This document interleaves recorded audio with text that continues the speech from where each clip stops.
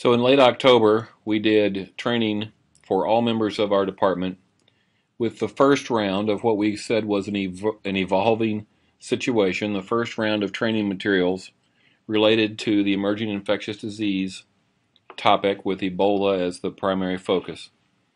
And we said that was an evolving situation. There would be some updates, and so there's been some updates, and here's a very short 4 or 5 minute video screencast on what those changes are. We still have buy-in from all these organizations. The CDC has updated some guidance and come up with some additional suggestions, and so that's all been integrated into this. We still believe we have a lot of benefit to our folks in terms of overall safety, overall awareness of infectious diseases in general, not just specifically to Ebola, and increased situational awareness, and we definitely are getting some reps improving our operational readiness for hazmat WMD. In the October Blitz training, we went to the extreme and said that full level D must be for all entry into the house, period.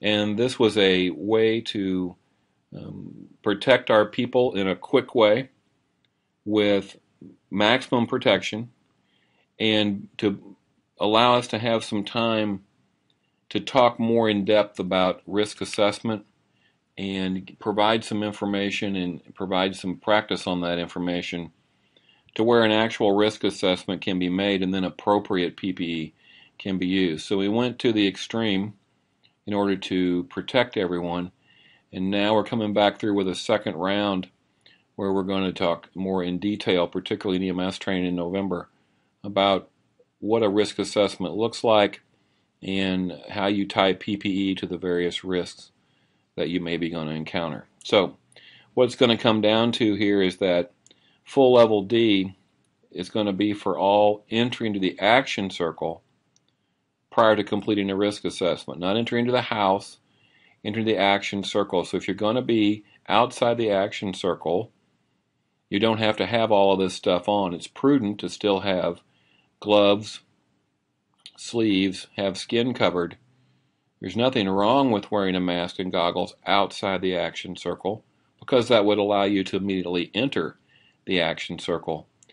But it's a policy statement that gives you some room to maneuver, to make an assessment, and to where we're not mandating something that was excessive. Once you're able to make the determination on what needs to be worn, then you can enter the action circle with whatever needs to be worn. But prior to being able to make that determination, you got to have everything on in order to go in. N95 masks, we've distributed quite a few of those. Are now in the regular stock process. There's no more special stock process on N95 masks. The goggle situation, we've got several different options for you to choose from. We'll be doing that at EMS training in November and let you choose from and hopefully place your order and have your order filled that same session. Indicator 5 stuff with the joint. The joint operators may be in the process of questioning a patient and may be getting some positive responses. And so we asked if there was a way that they could alert us to what they're finding there. And we also talked about ways that they could automate the units that are going to be dispatched. And both of those processes are being worked out. If a joint operator asks you to stage until further, it means that they are working down through their questions and they're having some positive answers, and so they need to relay that to you to stand by. It's no different than a change in scene stability for some other reason. They're just giving you further information. And then we hope that we're going to be able to upgrade automatically and get an engine added to a call where there's only a grass rig and hazmat resources and stuff. And hopefully that'll all be worked out. But as of this making of this presentation on Monday morning, November 3rd, we're in the process on some of that stuff still. Nothing's changed on the screen, although I would say that the joint has moved that travel question up to the first thing that they're asking now. I mentioned this a bit ago about the stage until further. That's something that you may be able to you may hear from the operators. The operators are very interested in helping us stay safe. And if they have a hint that something's going on, they wanted to be able to relay that. And so stage until further was the phrase that was discussed, and I think that's what's going to end up happening. Nothing's changed there. We are double gloving and taping now. Previously that had said not routinely taped. The concern about that was that during the removal process, the glove may rip and we might inadvertently contaminate more than if we'd simply left the cuff untaped, but the experts have determined that we're going to tape now. The risk being more to have an untaped cuff than to risk the tearing during the removal. And, if they do tear when they remove, we've still got a glove underneath. We're washing these hands. We're really mitigating that risk pretty well.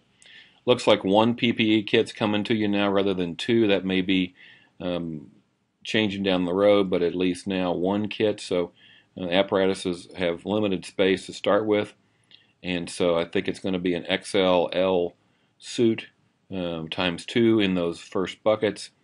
And then if you need something smaller than that or much larger than that, then I think you get an individual suit.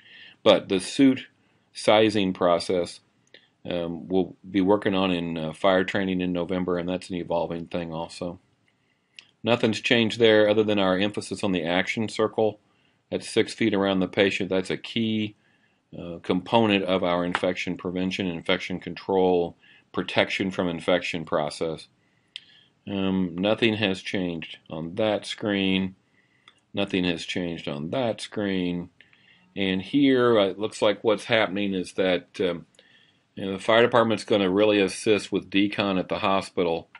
It's what it looks like we're headed for, and we will certainly take care of our driver and deal with their unique Decon needs.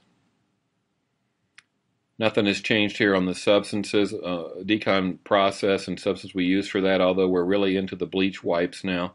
That seems to be working quite well. And once again, it's an evolving situation. If you've got ideas, send them forward. Thanks for listening.